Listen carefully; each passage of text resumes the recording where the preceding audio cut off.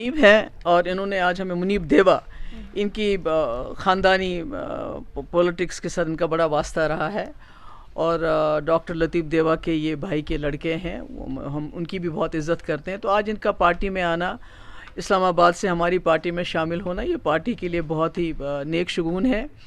और शायद मैंने जैसे पहले कहा कि मुझे लगता है ज़्यादा से ज़्यादा जवानों को सामने आने की ज़रूरत है, क्योंकि सबसे ज़्यादा जो इस वक्त मुश्किलात हैं वो जवानों के लिए हैं। आपने सुना होगा 2 दिन पहले अरहमा में एक एनकाउंटर हुआ, जिसमें वहाँ का एक जवान लड़का 29 साल का राशिद मुगल एनकाउंटर में मारा गया। और वहाँ एलिगेशंस हैं कि एक फेक एनकाउंटर हुआ, जिसको पहले आर्मी ने कहा ये फॉरेन मिलिटेंट है, उसके बाद कहा नहीं ये जो यहीं का रहने वाला था और मिलिटेंसी के साथ ये वाबस्ता था। हालांकि वो बेचारा वो एक एनजीओ चलाता था, यतीम लड़का था, और उसको लाश भी नहीं दी घर वालों को, बल्कि बारामूला जाके उसको दफना दिया। तो ये हमारे जवानों के साथ इस वक्त हो रहा है। तो ऐसे में जब तक जवान सामने नहीं आएंगे और पॉलिटिकल मेन स्ट्रीम में नहीं आएंगे, अपनी जगह जो है हासिल नहीं करेंगे लोगों के बीच में, चाहे म्यूनसिपल इलेक्शन हो, चाहे पंचायत हो, चाहे असेंबली के हो, इसमें जवानों का रोल बनता है। और ख़ासकर पीडीपी में जुड़ने से मुझे लगता है यहाँ के लोगों की जो दबी हुई आवाज़ है, जो यहाँ के लोग मजलूमों की आवाज़ है, जो यहाँ के लोगों को मुश्किलात है, जो जवानों की आवाज़ दबी हुई है, मुझे लगता है उसमें हमारी आवाज़ को और मजबूती मिलेगी। कल असेंबली में जो है वहीदुर्रहमान बराकी, देखिए जैसे जो असेंबली लोगों ने बहुत बड़ी तादाद में वोट दिए थे, कोई 50 सीटें हैं रूलिंग पार्टी की, तो लोगों को ये ख्याल था कि ये हमारी बात करेंगे, हमारे जो हुकूक है उनका तहफ़्फ़ुज़ करेंगे। डेली वेजर बेचारे कई सालों से 20 साल 25 साल गरीब लोग, इनका खाने के लाले पड़ते हैं, कभी तनख्वाह मिलती है कभी नहीं मिलती है। जितने भी डिपार्टमेंट हैं, PHU, RNB, irrigation, health, rural development, estates, सब ये चलाते हैं। अगर ये ना हो तो डिपार्टमेंट बिल्कुल बैठ जाएंगे। तो मैंने अपने वक्त में 520 SRO लाया था और हमने सारा मुकम्मल किया था। कोई 70,000 डेली वेजर थे, पर सरकार गिर गई और उसमें फाइनेंसेस वगैरह सब हमने अवेलेबल रखे थे। अगर आज ये वही करेंगे, इनको कुछ भी करने की ज़रूरत नहीं, अगर उसी ऑर्डर को ये इम्प्लीमेंट करते हैं तो ये सारे डेली वेजर जो हैं, जो अब तकरीबन लाख के करीब हैं, इनको रोज़गार मिल सकता है। पर सरकार की ये प्रायोरिटी नहीं है। आपने देखा हमने एक बिल लाया था लैंड राइट्स को लेके कि जो गरीब लोग हैं, जो गास चराए में हैं, जिसका 4 मरला 5 मरला ज़मीन 10 मरला ज़मीन उसने घर बनाया है और बुलडोज़र लेके आप उसको तोड़ देते हो। यहाँ डाउन टाउन में कई ऐसी जगह हैं जहाँ पर लोगों ने सरकारी ज़मीन पे आज से 100 साल 150 साल पहले मकान बनाए हैं।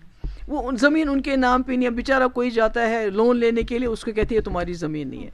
तो ऐसे गरीबों को रेगुलराइज करने के लिए हमने बिल लाया था और साथ में हमने कहा था जो हमारे होटलियर हैं उनकी लीज़ भी बढ़ाई जानी चाहिए। मगर इस सरकार ने क्या किया, गरीबों को बोला ये तो लैंड ग्रैबर हैं, ये तो लैंड पे नाजायज़ कब्ज़ा करते हैं, मगर जहाँ तक होटल वालों का है उनकी लीज़ जो है वो बढ़ा दी। यानी मतलब कि फिर वही गरीबों के ख़िलाफ़ एक काम किया।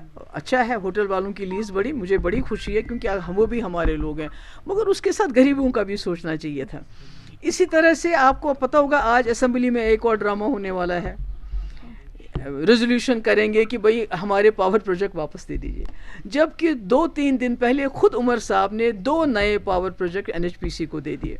एक हाथ से NHPC को पावर प्रोजेक्ट देते हैं, दूसरी तरफ से असेंबली में ड्रामा करते हैं कि हमें पावर प्रोजेक्ट वापस मिलने चाहिए। तो लोगों को समझना चाहिए कि हम किस दुनिया में रहते हैं, हमारे साथ कितना बड़ा धोखा कर रही है जमात, जो ये कह रही थी गरीबों का वोट लेके, ये कह रही थी कि हम आपके हुकूक का तहफ़्फ़ुज़ करेंगे, वो तो नहीं कर रहे हैं, बल्कि अमीरों के लिए ये जमात बन चुकी है। Thank you so much. बच्चों का भविष्य सिर्फ किताबों से नहीं, बल्कि सही माहौल, सही मार्गदर्शन और सही शिक्षा से बनता है। MV international school affiliated to CBSE nursery से 12वीं तक, जहां पढ़ाई सिर्फ बोझ नहीं बल्कि एक आनंद है। प्रेप स्कूल की विशेष पहचान इंग्लिश फोनिक्स आधारित शिक्षा, बच्चों के लिए आकर्षक किड्स टॉय रूम, लर्निंग के साथ फन अम्यूजमेंट पार्क फैसिलिटी, जोशपूर्ण और प्रेरक गतिविधियों पर आधारित कक्षाएं, क्वालिटी एजुकेशन का भरोसा, 18 से अधिक एजुकेशन एक्सीलेंस अवार्ड्स, अनुभवी शिक्षक और आधुनिक शिक्षा प्रणाली, safe and reliable transport, 47 school बसें, सुरक्षित पिक एंड ड्रॉप सुविधा। यहाँ हर बच्चा सीखता है सोचना, समझना और आगे बढ़ना। Admission open nursery to class 12। आज ही अपने बच्चे का सुनहरी भविष्य सुरक्षित करें MV इंटरनेशनल स्कूल के साथ। MV इंटरनेशनल स्कूल, जहाँ शिक्षा बनाती है कल के लीडर्स। जम्मू कश्मीर की खबरों के लिए जुड़े रहिए JK अपडेट के साथ।